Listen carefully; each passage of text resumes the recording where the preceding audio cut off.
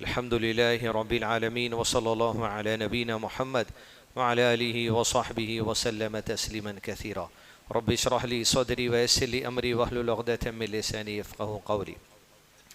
عصر کے بعد آج جو یہاں پر ایک نشست رکھی گئی ہے جس میں انشاءاللہ ایک اہم سبجیکٹ پر چند باتیں معلومات حاصل کرنے کی کوشش کریں گے، جس سبجیکٹ میں ہم نبی محمد صلی اللہ علیہ وسلم کی مسکراہٹ سے متعلق چند باتیں معلومات کریں گے۔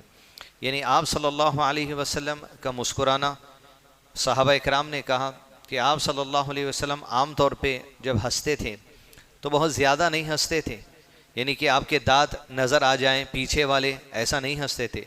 آپ صلی اللہ علیہ وسلم اکثر مسکراتے ہی تھے جب بھی کوئی بات آتی، اس لیے کہ بہت ہی کچھ خاص بات ایسی ہوتی تبھی اللہ کے نبی صلی اللہ علیہ وسلم اتنا مسکراتے کہ پیچھے کے دانت نظر آتے۔ آپ صلی اللہ علیہ وسلم حدیث میں یہ بھی ارشاد فرمایا کہ جو باتوں کا علم مجھے ہیں، کیونکہ آپ صلی اللہ علیہ وسلم اللہ تعالیٰ کی ذات اور صفات کا علم جیسا رکھتے ہیں دوسرا تو ویسا نہیں رکھتا، جو اللہ عز و جل سے معراج کے موقع پر نور کے پردے کے پیچھے سے کلام بھی کیے ہیں، کوئی اس درجے کو نہیں پہنچا۔ قرآن مجید آپ پر نازل ہوا، وہی آپ نے برداشت کی، حدیثیں آپ کے اوپر آتی تھی وہی غیر مطلوب کے ذریعے، تو جو سب کچھ اللہ عز و جل نے آپ کو جس ماحول میں رکھا تھا، آپ صلی اللہ علیہ وسلم نے کہا جو باتوں کا علم مجھے ہیں اگر وہ تم کو ہو جائے تم ہنسو گے کم اور رو گے زیادہ۔ یعنی رونا اس وجہ سے کہ انسان ایک تو بے وجہ کے رو دیتا ہے، یعنی مایوسی کی وجہ سے رو دیتا ہے، یہ رونا اس وجہ سے کہ انسان اپنے گناہوں کو، اپنے خطاؤں کو، اپنے اعمال کی کمزوریوں کو، اپنی نیکی کی کمیوں کو دیکھ کر روئے گا کہ اللہ عز و جل کے دربار میں کس اعتبار سے پیش کیا جائے گا۔ اس لیے پہلے حصے میں اس تقریر کے ہمیں یہ سمجھنا ضروری ہے کہ انسان اپنی زندگی میں بیکار کی باتوں کے لیے ہنسنا بند کر دے، یعنی جب بات مناسب ہو تبھی مسکرائے، اور جتنا مسکرانا ہے اتنا ہی مسکرائے۔ آج جس دور میں ہم زندگی گزار رہے ہیں، سوشل میڈیا کا دور ہے، اس میں ایک عادت خاص طور پہ ہمارے نوجوانوں میں آ گئی، یعنی نان سینس باتوں پہ ہنسنے کی عادت بن گئی۔ یعنی ایسی بات ہے، کوئی بات ہے ہی نہیں، آپ بے وجہ کے ہنس رہے ہیں۔ یعنی کئی سارے ویڈیو کلپس انسٹاگرام پہ، فیس بک پہ آپ دیکھتے ہوں گے، کلپ شروع ہوتی ہے، شروع ہونے سے پہلے ہنسی کی آواز ایک بیک گراؤنڈ میں ڈال دی جاتی، یعنی انتہائی بیکار چیزوں پہ ہنسنے کی عادت آج لوگوں کو ہو گئی۔ لوگ ہنستے ہوں گے، زمانے میں جہالت ہوگی، لوگوں کو ہنسنے دیجئے، لیکن ہم ایک سنجیدہ قوم ہیں، ہم کو اللہ تعالیٰ نے قرآن دیا، اللہ کا کلام دیا، ہمیں نبی صلی اللہ علیہ وسلم کی سنت، آپ صلی اللہ علیہ وسلم کی زندگی عطا کی گئی ہے، ہم سنجیدہ باتیں پڑھنے والے ہیں، جنت کے وعدے، جہنم کے عذاب کا تذکرہ، قبر کے عذاب کا تذکرہ، اللہ تعالیٰ کی جو سو رضا، اللہ تعالیٰ کی مسکراہٹ، رسول اللہ علیہ وسلم کی مسکراہٹ، احادیث، حقوق کی ادائیگی، والدین کی حقوق کی ادائیگی، پڑوسی کی حقوق کی ادائیگی، لوگوں پہ ظلم نہیں کرنا، لوگوں پہ زیادتی نہیں کرنا، لوگوں کا مذاق نہیں اڑانا، ہم اتنی سنجیدہ باتیں ہم کو پڑھائی جاتی ہیں۔ سنجیدہ علم رکھنے والے ہم میں یہ بات نہیں ہو سکتی کہ ہم بے وجہ کی باتوں پہ ہنسنا شروع کر دیں، جس طرح سوشل میڈیا پہ غیر ضروری باتوں پہ ہنسانے کی کوشش کی جا رہی۔ لہذا ہم سنجیدہ قوم ہیں، ہم قرآن و سنت دیے جانے والے لوگ ہیں، ہر چھوٹی موٹی بات پہ ہم کو ہنسی نہیں آ سکتی، چھچوری بات سے تو ہم ہنسی نہیں سکتے، کہ اس لیے کہ مومنوں کا ذکر کرتے ہوئے سورہ فرقان میں کہا گیا جب یہ مومنوں کے سامنے بیہودہ بات، بری بات کہی جاتی ہے وہ اپنے راستہ بدل دیتے ہیں، وہ جو سو ان کی طرف مائل نہیں ہوتے، ان کی طرف راغب نہیں ہوتے، ان لوگوں کی طرف جو آپ کے ساتھ بیکار کی بات کر کے آپ کو ہنسانے کی کوشش کرتے ہیں۔ تو یہاں پر ہمیں سنجیدگی اختیار کرنا یہ ضروری ہے۔ آپ صلی اللہ علیہ وسلم مسکراتے تھے، تو تیسرا پہلو اس کا یہ بھی ہے اس تقریر میں کہ نبی صلی اللہ علیہ وسلم کا جو مسکرانا ہے وہ معمولی بات نہیں تھی۔ آپ صلی اللہ علیہ وسلم کا کسی بات پہ مسکرا دینے کا مطلب یہ تھا اب وہ بات جس پر کو آپ دیکھ کر مسکرا دیے وہ شریعت کا حصہ بن گئی، یعنی آتھینٹیسٹی تھی آپ صلی اللہ علیہ وسلم کا مسکرانا، تصدیق کر دیتے تھے آپ، اسٹیمپ لگ جاتا تھا دینی بات کا کہ اب یہ دین کا حصہ بن چکا ہے۔ ایسی کئی باتیں، جیسے ایک مثال، آپ صلی اللہ علیہ وسلم فجر کے بعد صحابہ اکرام کو مسجد نبوی میں بیٹھ کر دین کی بات سکھاتے تھے، اور صحابہ بھی بیٹھتے تھے، اس کے بعد آپس میں گفتگو ہوتی تھی۔ صحابہ کہتے ہم گفتگو کرتے بیٹھتے تھے مسجد میں، حتیٰ کہ ہم پرانے جہالت کی زمانے کی باتیں بھی گفتگو کرتے تھے. کچھ باتیں ایسی ہو جاتی تھی ہم سے, ہم پرانی باتیں یاد کر کے ہنسنے لگتے تھے مسجد میں, اور کبھی اللہ کے نبی صلی اللہ علیہ وسلم ہماری ہنسی کو دیکھ کر مسکرا دیا کرتے تھے. یہ دلیل کیسی ہے؟ یعنی مسجد میں جائز بات پہ ہنسنا جائز عمل ہے, کیونکہ آپ صلی اللہ علیہ وسلم صحابہ کی مسجد میں ہنسنے کو دیکھ کے مسکرا دیے. اگر آپ صلی اللہ علیہ وسلم مسجد میں دیکھ کر صحابہ ہنستے اور ان سے یہ کہہ دے کہ عمر تمہارا غلط ہے, مسجد ہنسنے کی جگہ نہیں ہے, تو بات یہ ہو جاتی کہ آپ نے روک دیا. لیکن آپ نے عمل کو دیکھ کر مسکرا دیا تو مطلب یہ بھی عمل بن چکا ہے. یعنی مسجد میں بے وجہ کی باتیں دیکھ کر, آپ سوشل میڈیا پہ غیر ضروری کے جوکس دیکھ کر ایسا ہنسنا نہیں ہے. کچھ ایسی جائز بات ہے جو انسان کا فطری تقاضا, اگر وہ ہنس دیتا ہے تو مسجد میں ہنسنے کا عمل جائز ہے, گناہ نہیں ہنسنا. اس طریقے سے آپ صلی اللہ علیہ وسلم جہاں مسکرا دیتے وہ عمل شریعت کا حصہ بن جاتا. اگر آپ کے سامنے کوئی ایسا عمل کیا جاتا جہاں پر آپ مسکراتے نہیں, ناراض ہو جاتے, آپ کے چہرے کا رنگ بدل جاتا, یعنی چہرے کی کیفیت بدل جاتی, آپ کی ناراضگی بھی شریعت کا حصہ ہے. جیسے عمر رضی اللہ عنہ رسول اللہ صلی اللہ علیہ وسلم کے سامنے تورات کے پنے نکال کر پڑھنے لگے ایک مرتبہ, اور کہتے جب میں پنے پڑھ رہا تھا تورات کے نکال کر, آپ صلی اللہ علیہ وسلم کے چہرے پر نظر پڑی, نبی صلی اللہ علیہ وسلم کے چہرے پر ناراضگی کے آثار آ گئے, یعنی چہرہ تبدیل ہو جاتا کسی کا ناراض ہونے سے.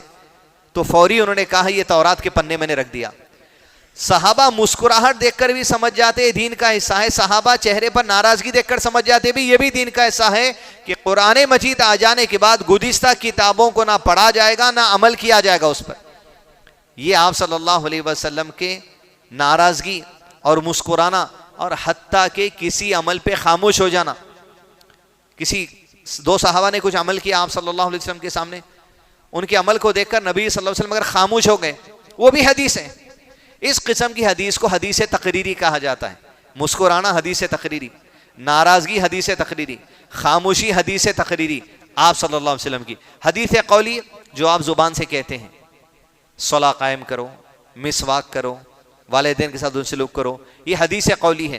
حدیث فعلی جو آپ نے عمل کیا, آپ کا رکوع حدیث فعلی, آپ کا سجدہ حدیث فعلی, آپ کا تشہد میں انگلی کی حرکت حدیث فعلی, آپ کا سلام پھیرنا حدیث فعلی, آپ کا قربانی کرنا حدیث فعلی. حدیث تقریری آپ کی مسکراہٹ, حدیث تقریری آپ کی خاموشی, حدیث تقریری کسی عمل کو دیکھ کر آپ کے چہرے پہ ناراضگی کے آثار آ جانا. تو آپ صلی اللہ علیہ وسلم کا مسکرانا بھی کوئی معمولی نہیں تھا, وہ بھی حدیث کا درجہ اختیار کر لیتا ہے. تیسری اہم چیز, کئی موقعوں پر آپ صلی اللہ علیہ وسلم صحابہ کرام کو ایک تو عمل کے قائم کرنے کے لیے مسکرا دیتے, جیسے کبھی آپ نے ہنس دیا مسجد میں, وہ عمل بن گیا. دوسرا, آپ صلی اللہ علیہ وسلم اس قدر لوگوں سے مسکرا کے ملاقات کرتے کہ سامنے والے کو اپنے اخلاق پیش کرنے کے لیے ایسے مسکرا دیتے, ایسا اپیئرنس ہوتا آپ صلی اللہ علیہ وسلم کا کہ آپ صلی اللہ علیہ وسلم کے ملاقات کرنے سے, ملنے سے لوگ آپ کو سخت مزاج نہیں سمجھتے, نرم دل سمجھتے, احسان کرنے والے سمجھتے. ایک بدو دیہات کا آدمی مدینے میں آیا اور اللہ کے نبی صلی اللہ علیہ وسلم سے ملاقات کرنا چاہتا تھا. آپ صلی اللہ علیہ وسلم اس طرف مڑے ہوئے تھے اور آپ کے گلے میں چادر دے دی ہوئی تھی. وہ گلے سے کھینچ کر پیچھے سے آیا اور چادر کھینچا آپ صلی اللہ علیہ وسلم کی, یعنی وہ بات کرنا چاہتا تھا لیکن سخت مزاج تھا. اللہ کے نبی صلی اللہ علیہ وسلم اس کی طرف پلٹے, ایسے پلٹے مسکراتے ہوئے پلٹے. نبی صلی اللہ علیہ وسلم کا جو اپیئرنس تھا لوگوں کے ساتھ, وہ اچھائی کے ساتھ تھا, پولائٹ تھا, اسمائلنگ فیس کے ساتھ تھا, تاکہ آپ مسکرا دیتے, مسکراتے ہوئے کسی سے اپیئرنس ہو رہا آپ کا, ملاقات کر رہے ہیں آپ, سامنے والے کے سائیکولوجیکل جو ایفیکٹ ہوتا کچھ اور ہوتا. آپ یوں ہی مل رہے ہیں اس طریقے سے, دیکھنے والا پہلے سمجھتا ہے آدمی غصے والا دکھ رہا ہے. اس طریقے سے اپنے اپیئرنس کے ذریعے لوگوں کے دل کو جیتنا. جیسے آپ دیکھیں گے 10,000 خرچہ کر کے لوگ پر ڈے, 20,000 خرچہ کر کے پر ڈے لوگ پرسنالٹی ڈیولپمنٹ ورکشاپس کرتے ہیں, لیکن نبی صلی اللہ علیہ وسلم کی سیرت, آپ کا چلنا اٹھنا بیٹھنا مسکرانا ناراضگی, یہ سب چیز پہ توجہ نہیں دی جاتی. جو سب سے بڑی پرسنالٹی ہے ان کی زندگی چھوڑ کے کسی اور کی زندگی سے پرسنالٹی ڈیولپمنٹ کرنا چاہ رہے ہیں آپ, زیرو, کچھ بھی نہیں مل سکتا.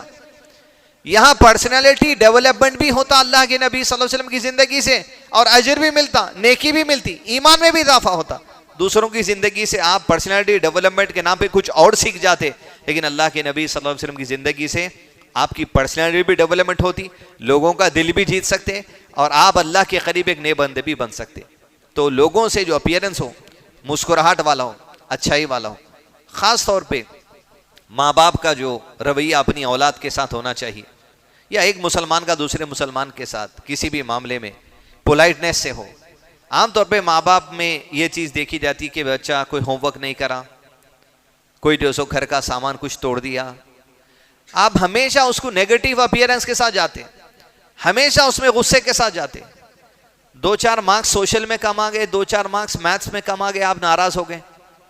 دنیاوی کاموں کے لیے اگر آپ اس قدر ناراضگی آپ کی اولاد سے کرتے رہیں گے، آپ میں اور آپ کی اولاد میں ایک جدائی بنتے جاتی ہے، ایک دوری بنتے جاتی، وہ دوری پھر کم کرنا بہت مشکل ہو جاتا، کیونکہ آپ ہر معاملے میں سختی کرتے ہیں۔ آپ کے بچے کو پتا ہے، آپ نے 4th کلاس میں اس کے ساتھ سختی کی جب تو وہ چھوٹا تھا، آپ نے 5th کلاس میں اس کے ساتھ سختی تھی، وہ تھوڑا بڑا ہوا۔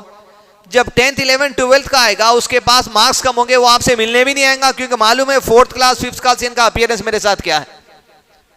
چھوٹی موٹی دنیاوی باتوں کے لیے بچوں کے ساتھ سخت رویہ کرنا چھوڑیے آپ، جس کی وجہ سے ماں باپ سے بچے دور ہو جاتے۔ ہوتا کیا، نانا سے زیادہ قریب ہے لڑکا، دادا سے زیادہ قریب ہے، نانی سے زیادہ قریب ہے۔ کیوں؟ ماں باپ کا بچپن کے ساتھ سخت مزاج ملا۔ وجہ کیا تھی؟ ایک مرتبہ 5 مارکس کم لا لیا تھا، ایک مرتبہ کسی سبجیکٹ میں فیل ہو گیا تھا۔ ایسا اپیرنس اگر دنیاوی کاموں کے لیے ہم بچوں کے ساتھ رکھیں گے تو آپ کبھی بچوں کے ساتھ ویسا سلوک نہیں کر سکتے جیسا اسلام چاہ رہا۔ پولائٹنس ہو، جس معاملے کو جس طریقے سے ڈیل کرنا ہے ویسے ڈیل کرنا، کبھی مسکرا کر، کبھی سمجھا کر، کبھی سختی کر کر، کبھی نصیحت کر کر۔ ہر بچے کی ایک ایبلٹی ہوتی ہے۔ آپ اگر انٹیلیجنٹ ہے پڑھنے میں، دنیا میں سارے لوگ آپ کے جیسا پڑھنے والے نہیں ہوتے، ہر کسی کا ایک مزاج ہوتا، اس مزاج کے حساب سے آپ کو لوگوں کو ڈیل کرنا پڑے گا۔ اس لیے آپ صلی اللہ علیہ وسلم کا جو اسوہ ہے، جیسا سخت مزاج بھی آتا اس کے ساتھ پولائٹ کے ساتھ آپ صلی اللہ علیہ وسلم ڈیل کرتے۔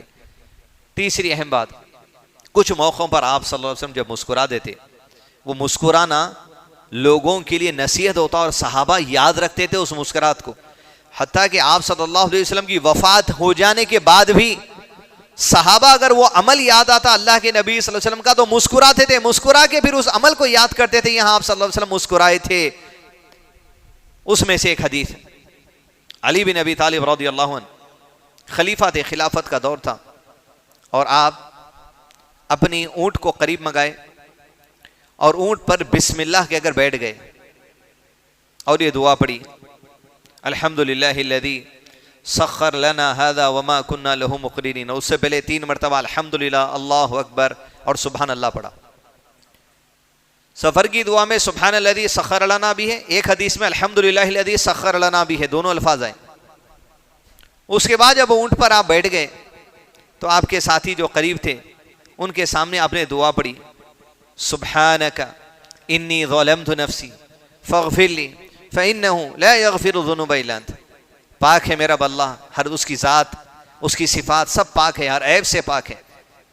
سبحانک انی ظلمت نفسی، میں نفس سے ظلم کیا، میرے نفس پہ گناہ کیا، میں جان بوجھتے ہوئے گناہ کیا۔ فاغفر لی فانہ لا یغفر الذنوب الا انت، یا رب جو گناہ کیا ہوں مجھے بخش دے۔ فانہ لا یغفر الذنوب الا انت، تیرے سوا کوئی نہیں گناہوں کو معاف کرنے والا، مجھے بخش دے۔ یہ دعا پڑھے اور مسکرائے۔ جب بھی ہم بھی دعا پڑھیں مسکراؤ، کیونکہ یہ سنت ہے۔ اور سامنے والے جو ان کے ساتھی تھے ان سے پوچھا علی نے رضی اللہ عنہ کہ نہیں پوچھتے میں کیوں مسکرا رہا ہوں؟ انہوں نے پوچھا کیوں مسکرا رہے ہیں آپ؟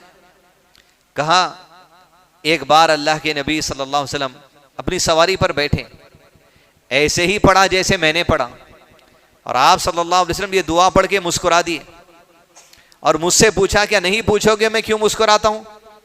میں نے پوچھا اللہ کے نبی صلی اللہ علیہ وسلم کیوں مسکراتے ہیں؟ تو آپ صلی اللہ علیہ وسلم نے کہا جب بندہ یہ دعا پڑھتا ہے سبحانک انی ظلمت نفسی فاغفر لی فانہ لا یغفر الذنوب الا انت، کہ اللہ سے وہ اقرار کرتا ہے کہ اللہ تیرے سوا کوئی نہیں گناہوں کو معاف کرنے والا، اور بس تیری ذات پاک ہے، صفات پاک ہے، اور تو ہی عبادت کے لائق ہے، تو اللہ اس بندے سے خوش ہوتا ہے جو اس بات کا اقرار کرتا ہے کہ اللہ کے سوا کوئی گناہوں کو معاف کرنے والا نہیں۔ رمضان کا مہینہ ہے، عام دن بھی ہو زندگی کا، گناہوں کی معافی کے لیے ویسی ہی تڑپ ہونی چاہیے جیسے رمضان میں تڑپ ہے۔ عام دن میں بھی وہ تڑپ ہو انسان کے لیے، رمضان میں بھی وہی تڑپ ہو، غیر رمضان میں بھی وہی تڑپ ہو کہ اللہ سے ہمارے گناہ معاف کرنا۔ انسان کی سب سے بڑی ضرورت ہے اس کے گناہ معاف ہو جانا، صغیرہ ہو کبیرہ ہو۔ آپ صلی اللہ علیہ وسلم کی ایک دعا ہے، رمضان میں آپ چونکہ مسجد میں وقت دیتے، کتاب میں وقت دیتے، یہ دعا یاد کر لیجئے، اللہم اغفر لی ذنبی کلہ دقہ وجلہ واولہ وآخرہ وعلانیتہ وسرہ۔ اللہ میرے ہر گناہ معاف کر دے۔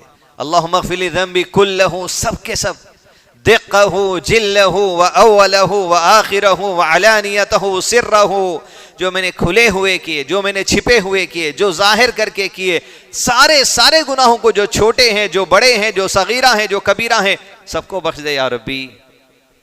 یہ دعا آپ صلی اللہ علیہ وسلم پڑھتے تھے۔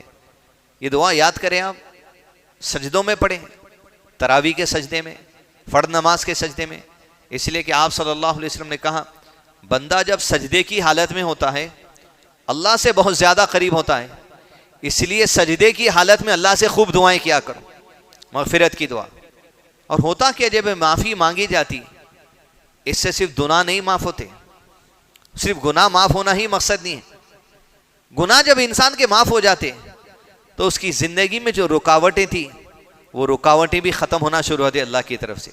آپ صلی اللہ علیہ وسلم نے کہا من لزم الاستغفار، جو کوئی توبہ اور استغفار اپنے اوپر لازم کر لیتا۔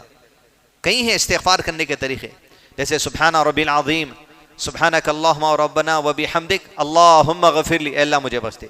پھر سبحان ربی العالی، سبحانک اللہم ربنا وبحمدک اللہم اغفر لی، اللہ مجھے بخش دے۔ دو سجدوں کے درمیان اللہم اغفر لی، اللہم اغفر لی۔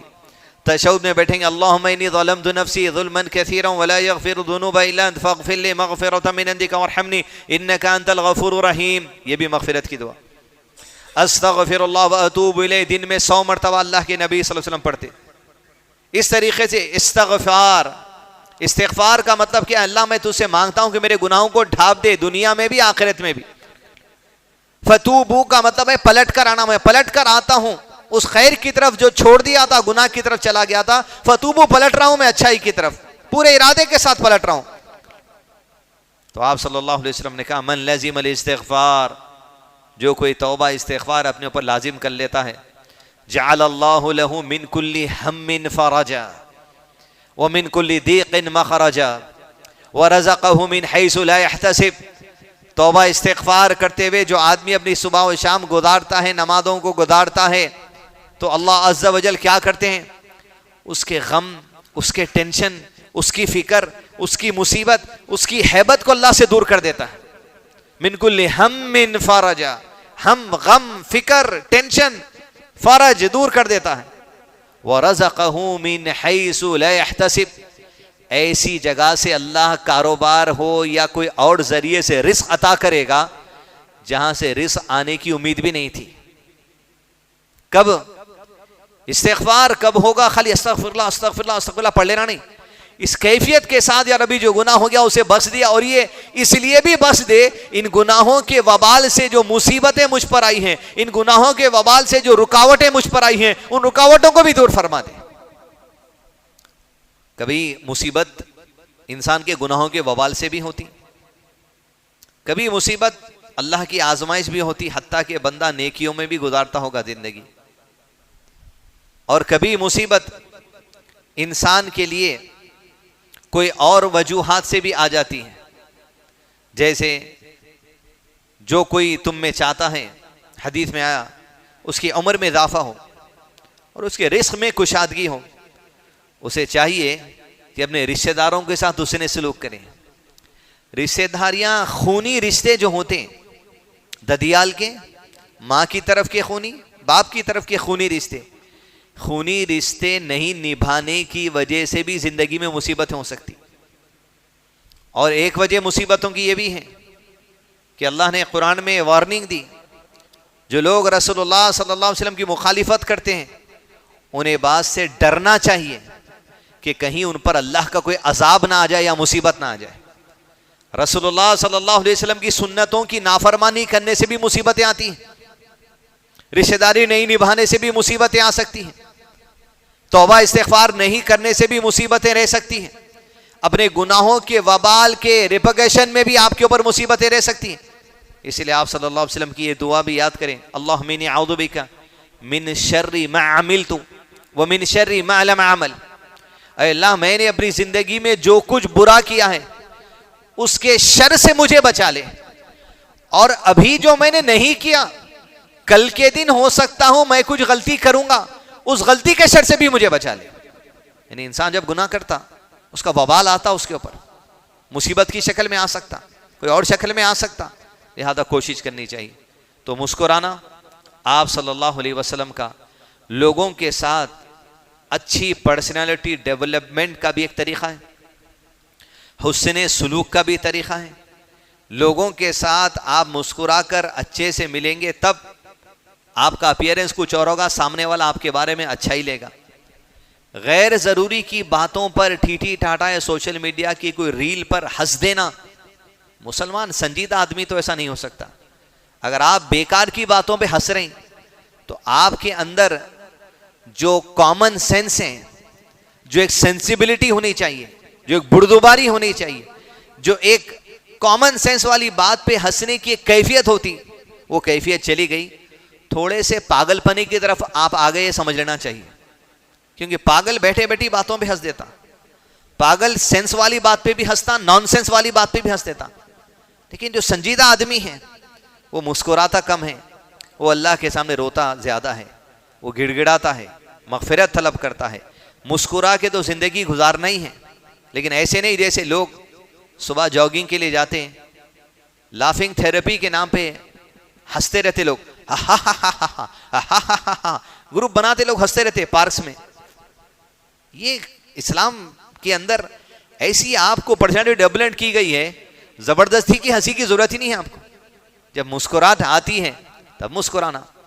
آپ صلی اللہ علیہ وسلم مسکرا کر ملتے تھے, اور کئی موقعوں پر اچھا اپیئرنس, پولائٹ اپیئرنس اپنے گھر والوں کے ساتھ رکھتے تھے, اپنی اولاد کے ساتھ رکھتے تھے. اس لیے جو صحابہ اللہ کے نبی صلی اللہ علیہ وسلم کے ساتھ وقت گزارے تھے, نبی صلی اللہ علیہ وسلم کے انتقال کے بعد ہر اس موقع پر جہاں آپ صلی اللہ علیہ وسلم مسکراتے تھے وہ جگہ پہ بھی ٹھہر کے مسکراتے تھے. عثمان ابن عفان رضی اللہ عنہ, ان کی خلافت کا دور تھا, پانی منگائے وضو کے لیے ایک جگہ پر اور وضو کیے. وضو کرنے کے بعد مسکرانے لگے. پانی دینے والے کو پوچھا, مجھ سے پوچھتے نہیں میں کیوں مسکرا رہا ہوں وضو کر کر. کہا امیر المومنین کیوں مسکرا رہے ہیں آپ؟ کہا اسی جگہ پر اپنی زندگی میں اللہ کے نبی صلی اللہ علیہ وسلم ایک بار وضو کا پانی منگائے تھے اور وضو کیے تھے, اور وضو کرنے کے بعد آپ صلی اللہ علیہ وسلم مسکرائے اور مجھ سے پوچھا, کیوں پوچھتے نہیں مجھ سے میں کیوں مسکرا رہا ہوں؟ میں نے پوچھا یا رسول اللہ صلی اللہ علیہ وسلم کیوں مسکرا رہے ہوں؟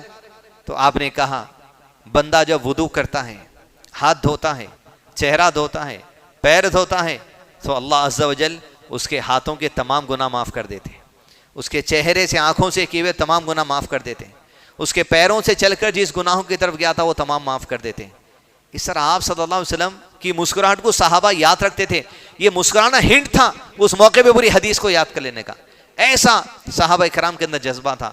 تو لہذا زندگی مسکراتے ہوئے گزاری ہے, غم کیفیت آتی اس سے مقابلہ ہو اللہ کی رضا کے ساتھ, اللہ کے دین کو لے کر, اللہ کی رحمت کی امید کو لے کر, ہر غم سے ہر فکر سے آپ لڑنے, تاکہ شیطان کا کام یہ ہے مایوسی ڈال دینا, غم میں ڈال دینا, فکر میں ڈال دینا, اور اللہ اپنی رحمت کا واسطہ بندوں کو دیتا ہے.